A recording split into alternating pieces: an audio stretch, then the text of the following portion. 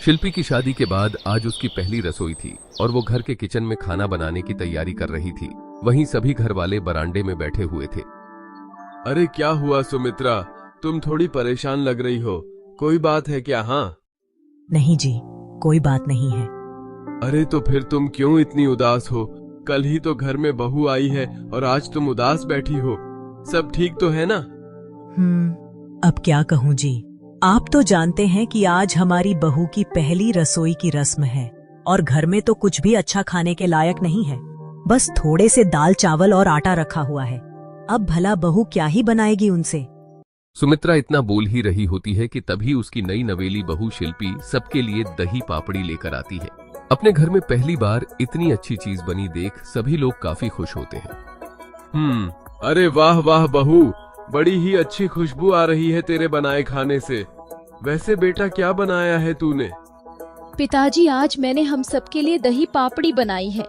वो रसोई में ज्यादा कुछ था नहीं बनाने के लिए, बस कल रात की बची हुई दही रखी हुई थी, तो मैंने सोचा आटे से पापड़ी बनाकर उस पर ठंडी ठंडी दही डाल दूंगी और दही के साथ कुछ मसाले भी। मैं अपने मायके में अक्सर महीने में 1 से 2 बार यह दही पापड़ी बनाया करती थी। सभी लोग जैसे ही नई बहू की पहली रसोई में बनाई हुई दही पापड़ी खाते हैं तो उन्हें वह काफी ज्यादा पसंद आती है। वाह बहू वाह, ये दही पापड़ी तो बड़ी ही गजब की बनाई है तूने। कितना ठंडा ठंडा सा लग रहा है ये। हाँ भाभी, यह दही की पापड़ी तो सच में लाजवाब है। आप मेरे लिए दोबारा से ऐसी ही दही पापड़ी बनाना। पूरा परिवार जी भर के दही पापड़ी खाता है। उन सबको वह दही पापड़ी इतनी पसंद आती है कि वह सब दोबारा शिल्पी से दही पापड़ी बनाने के लिए कहते हैं। लेकिन अपने परिवार की गरीब स्थिति के चलते शिल्पी उस दिन के बाद से कभी भी अपने ससुराल वालों के लिए दही पापड़ी नहीं बना पाती। ऐसे ही समय गुजरता है और कुछ साल बीत जाते हैं और अब शिल्पी का एक 5 साल का बेटा होता है। शिल्पी का पति नीरज काम करके बड़ी मुश्किल से अपने परिवार को 2 वक्त की रोटी खिला पाता था और इस तरह नीरज अपनी पुरानी जंग खाई हुई साइकिल से दिहाड़ी का काम खत्म करके घर लौट रहा होता है कि तभी नीरज को अपने बचपन का दोस्त सुधीर मिलता है। अरे सुधीर, तू कैसा है मेरे भाई? आज कितने सालों बाद देखा तुझे, कितना बदल गया है तू। बस भाई, भगवान की कृपा मुझ पर इस कदर बरसी कि सब कुछ बदल गया। आज मेरे पास मेरा खुद का घर, अच्छा कारोबार, सब कुछ है। अब मुझे अपने परिवार को 2 वक्त की रोटी खिलाने के लिए अलग अलग मजदूरी के काम नहीं करने पड़ते हैं भाई। लेकिन यार, ये सब हुआ कैसे?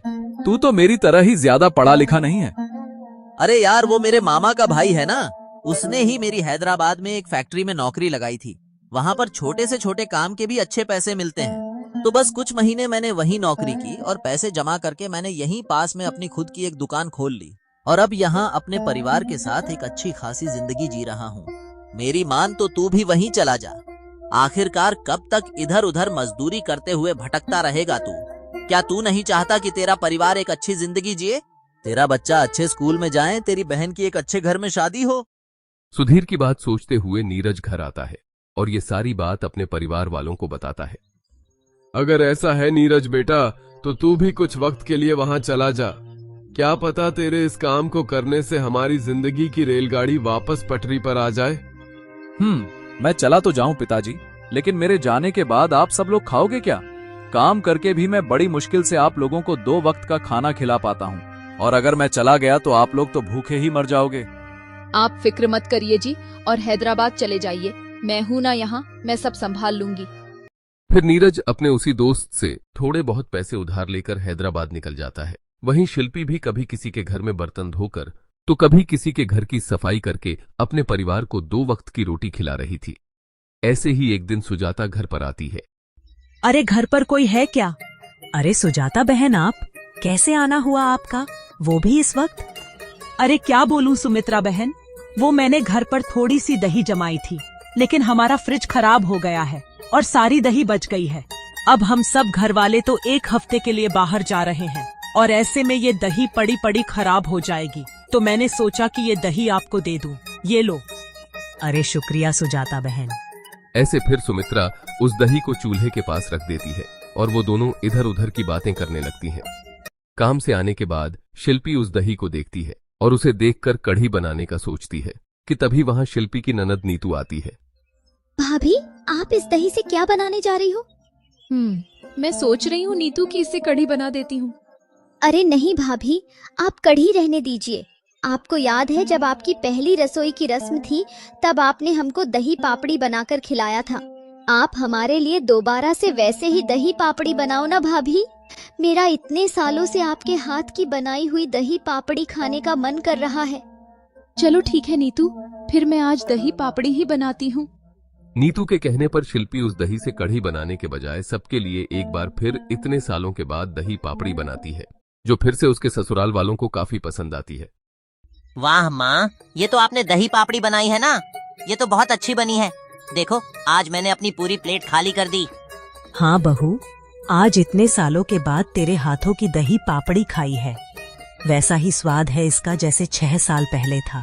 बहू, जब 6 साल बाद हमें तेरी बनाई हुई दही पापड़ी इतनी पसंद आ सकती है तो और लोगों को तो ये बहुत अच्छी लगेगी। अरे तू मेरी मान बेटा, तू अब लोगों के घरों में काम करना छोड़ और यह दही पापड़ी बेचना ही शुरू कर दे। आइडिया तो अच्छा है माँ जी, लेकिन दही पापड़ी बेचना इतना भी आसान नहीं है माँ जी। आटा वगैरह का तो हम जैसे तैसे करके फिर भी इंतजाम कर लेंगे, लेकिन दही का क्या करेंगे?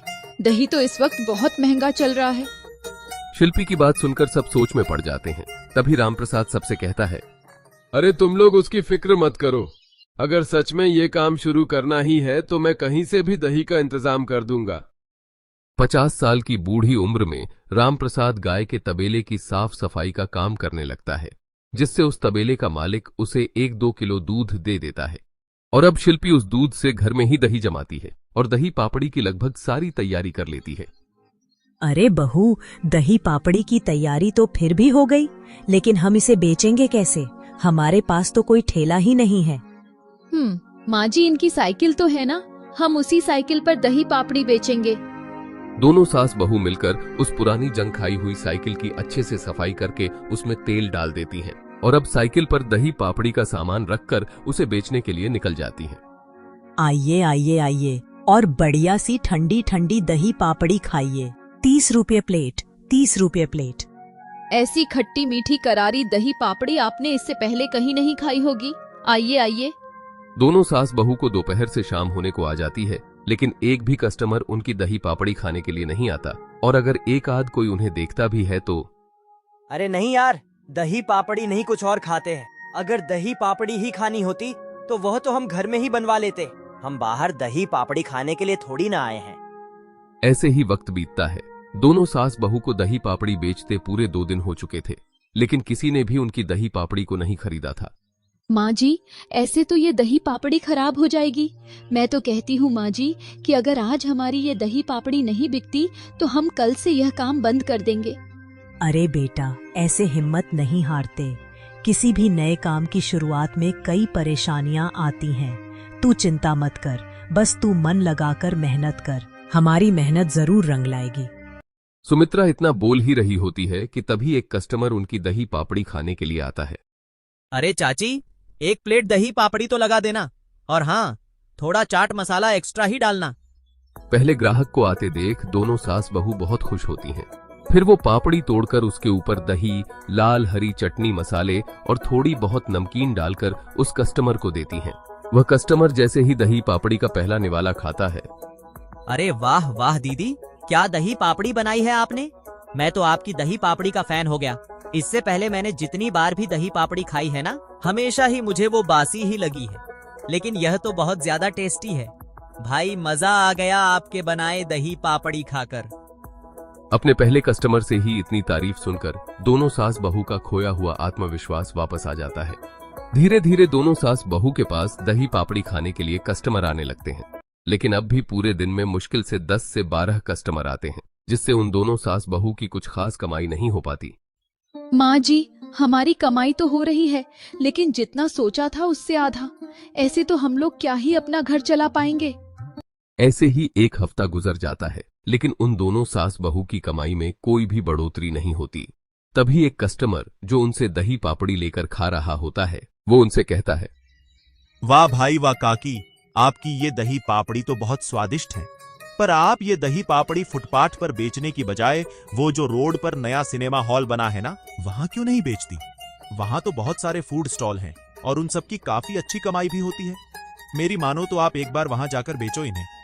उस कस्टमर की बात सुन दोनों सास बहू कुछ सोचने लगती हैं और फिर आपस में बात करके वो दोनों अगले दिन से ही सिनेमा हॉल के बाहर अपनी दही पापड़ी की साइकिल लेकर जाती हैं।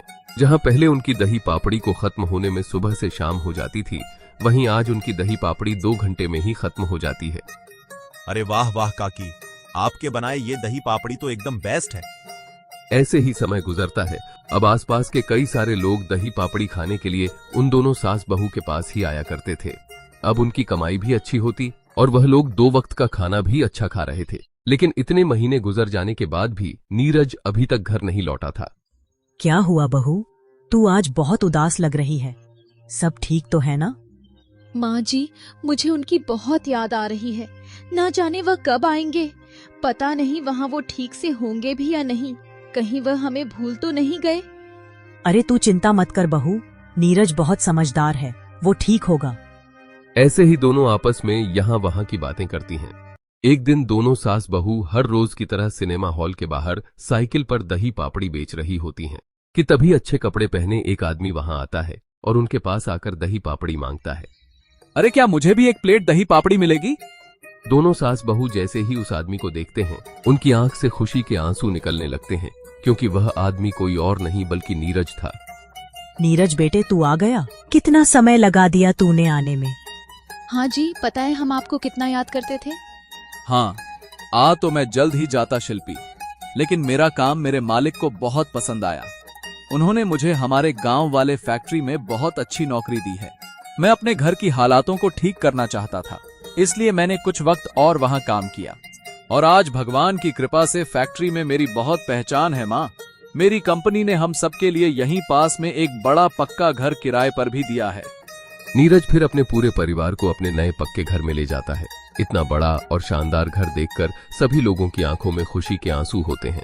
इसके बाद अब नीरज यहीं अपने शहर में फैक्ट्री का काम संभालता है। वहीं दोनों सास बहू घर के नीचे के हिस्से में दही पापड़ी का एक रेस्टोरेंट खोल देती हैं। दोनों सास बहू के रेस्टोरेंट में बहुत सारे ग्राहक आते और पूरा परिवार खुशी खुशी अपना जीवन बिताता है।